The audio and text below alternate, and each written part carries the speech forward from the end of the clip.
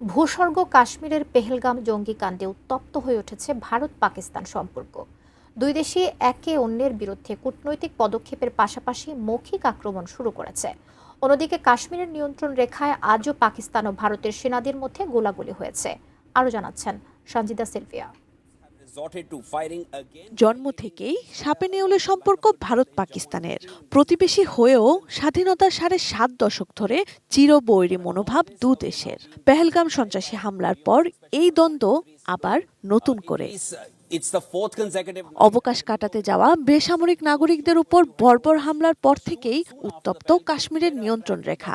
ভারতের সেনাবাহিনী জানায় রোববার রাতে পাকিস্তানি সেনারা বিনা উস্কানিতে কুপওয়ারা এবং পুঞ্চ জেলায় অবস্থিত নিয়ন্ত্রণ রেখায় গুলিবর্ষণ শুরু করলে ভারতীয় সেনারাও এর জবাব দেয়। তবে হতাহতের কোনো খবর পাওয়া যায়নি। এ নিয়ে পরপর ৪ রাত এলওসিতে গোলাগুলি হলো।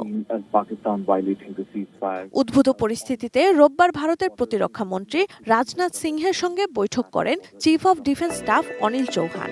সংবাদ সংস্থা এএনআই জানায়, পেহেলগামে হামলার পর কি কি গুরুত্বপূর্ণ সামরিক সিদ্ধান্ত নেওয়া হয়েছে তা নিয়ে আলোচনা হয়েছে বৈঠকে।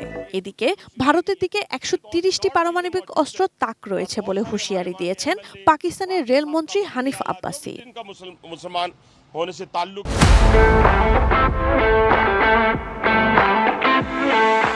কাশ্মীরে সশস্ত্র হামলার পর ভারত ও পাকিস্তানকে দায়িত্বশীল সমাধান খুঁজে বের করার আহ্বান জানিয়েছে যুক্তরাষ্ট্র।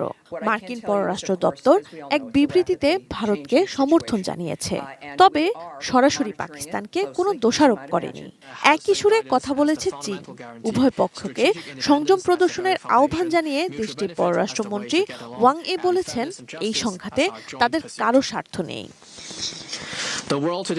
হামলার ঘটনায় আন্তর্জাতিক তদন্তে চীন ও রাশিয়াকে যুক্ত করার প্রস্তাব দিয়েছে পাকিস্তান।